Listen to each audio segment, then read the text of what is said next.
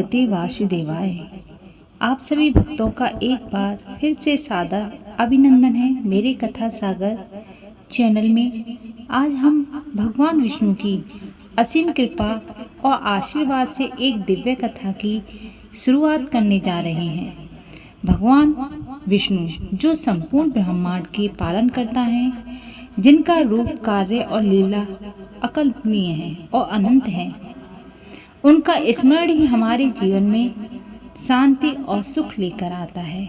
इस कथा में हम जानेंगे कैसे भगवान विष्णु ने धरती पर अवतार लिया और राक्षसों का नाश करके धर्म की स्थापना की। भगवान विष्णु के हर अवतार में एक विशेष संदेश छिपा है जो जीवन को सही दिशा देने का मार्ग प्रशस्त करता है। नमः श्री भगवते विष्णु हरे च भगवते नमः।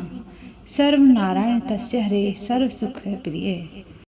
दृष्टि को दिव्य करने वाली, जीवन को निखारने वाली इस कथा में हर पल एक पल हमें भगवान के प्रेम और आशीर्वाद की अनुभूति करेगा। अतः यह कथा हमारे भीतर सच्चे भक्ति और प्रेम की भावनाओं को जगाएगा, ताकि हम भी उनके मार्ग पर चलकर जीवन के हर दुख को पार कर सकें। तो आइए भक्तों, इस कथा को पूरी ईमानदारी के साथ सुनते हैं और इस वीडियो को अपने दोस्तों के भी साथ शेयर करें। बहुत समय पहले की बात है।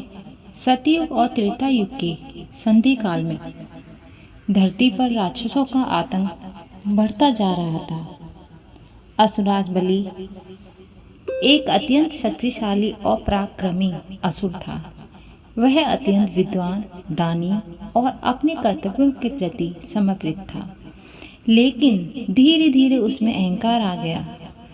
उसने स्वर्गलोक पर आक्रमण किया और देवताओं को पराजित कर दिया। देवताओं के राजा इंद्र अपने सिंहासन से हटाए गए। सभी देवता ब्रह्मा जी के साथ मिलकर भगवान विष्णु के पास पहुँचे और उनसे प्रार्थना की, हे नारायण, धर्म की रक्षा कीजिए। असुरराज बलि ने अत्याचार की सीमा पार कर दी। भगवान विष्णु मुस्कुराए। उन्होंने कहा, बलि, भले ही असुर हो, लेकिन वह मेरा भक्त है। मेरा अधर्म को तो मिटाऊंगा, परंतु उसे मोक्ष दूंगा। और तब भगवान ने वामन अवतार, एक छोटा सा तेजस्वी ब्रह्मचारी बालक जिसके हाथ में कमंडल, कंधे पर झोला और मुख पर तेज था। वामन भगवान यज्ञशाला पहुँचे, जहाँ बलि एक भव्य यज्ञ कर रहा था। वह यज्ञ में ब्राह्मणों को दान दे रहा था। जैसे ही वामन वहाँ पहुँचे, बलि ने उन्हें देखा और आदरपूर्वक कहा, हे बालक, आप अत्यंत तेजस्वी लगते हैं। बताइए आपको क्या चाहिए, मैं आपको मनचाहा दान दूंगा। वामन मुस्कुराए, हे महाबली, मुझे केवल 3 पग भूमि चाहिए। बलि हंस पड़े, 3 पग बस इतना ही? मांगना था तो कुछ बड़ा मांगते। वामन बोले, मुझे तो चाहिए, मैं वही मांगता हूँ। बलि ने वचन दे दिया। जैसे ही बलि ने वचन दिया, वहाँ उपस्थित गुरु शुक्राचार्य को एहसास हो गया कि यह कोई साधारण बालक नहीं है। उन्होंने बलि को चेताया, यह स्वयं नारायण है, सोच समझ कर वचन दो। लेकिन बलि ने कहा, यदि यह स्वयं नारायण है तो मेरा वचन क्यों टूटे, मैं धन्य हो जाऊंगा। और फिर भगवान वामन ने आकर बढ़ाना शुरू किया। देखते ही देखते उनका रूप विराट हो गया।